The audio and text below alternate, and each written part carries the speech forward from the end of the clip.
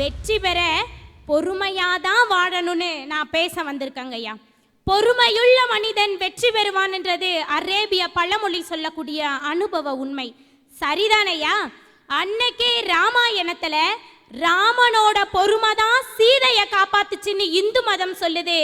இயேசுபிரான சிலுவையில் அரைஞ்ச போது கூட பொறுமையா இருந்ததுனால தான் கடவுளை வழிபட காரணம்னு கிறிஸ்தவ மதம் சொல்லுது.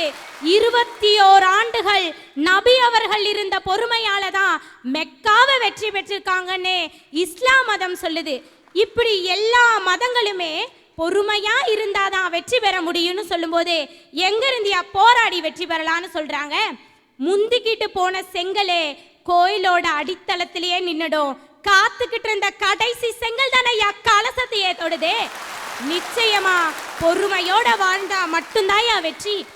ஒன்றும் இல்லைங்க, இன்னைக்கு எங்க கல்லூரியில ஸ்டாஃப் கிட்ட நல்ல பேர் வாங்க பொறுமை வேணும், இன்டர்னல் மார்க் வாங்க பொறுமை வேணும். ஒண்ணுமே தெரியாத கொஸ்டின் பேப்பரை வச்சு 30 பக்கம் 3 மணி நேரம் எழுதுறதுக்கு வேணியா பொறுமை.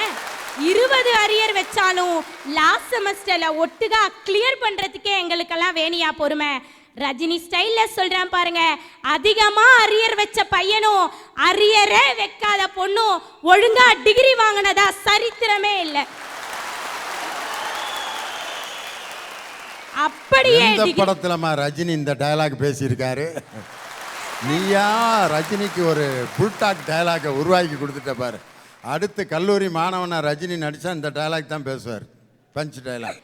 இன்னைக்கு பார்க்காமலே காதலிச்ச காலம் எல்லாம் போய் பார்த்த உடனே காதல்ன்ற காலத்துல இருக்கோம். அந்த காதல்ல வெற்றி பெறணும்னாலும் பொறுமை வேணியா.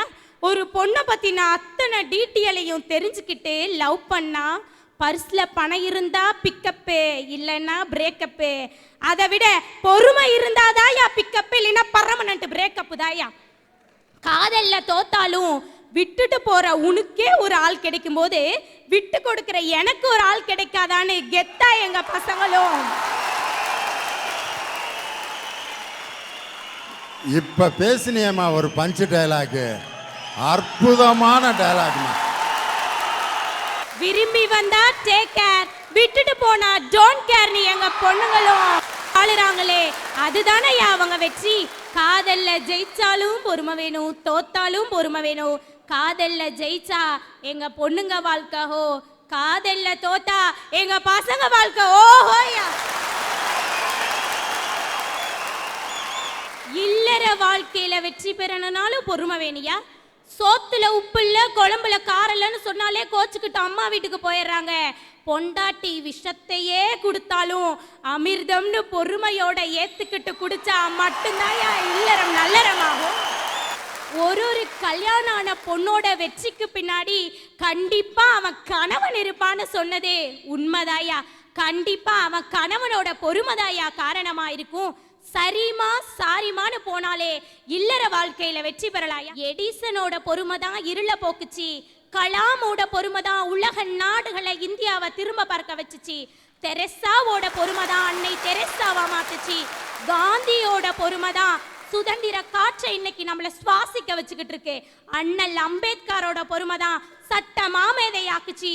துப்புரவாளர்களோட பொறுமை தான் என் நாட்டை சுத்தம் செஞ்சுக்கிட்டு வருது. சச்சின் டெண்டுல்கரோட பொறுமை தான் இரட்டை சதம் அடிக்க வச்சுச்சுன்னு இறுதியா நான் இப்படி சொல்லி முடிச்சுக்கிறேங்கய்யா. உரிச்சா கண்ணுல இருந்து தண்ணி வர வைக்கக்கூடிய வெங்காயத்துக்கே ஒரு காலம் வரும்போது நிச்சயமா பொறுமையோட வாடுறவங்களுக்கும் வெற்றின்ற காலம் வரும்னு சொல்லி விடைபெறுகிறேன். நன்றி.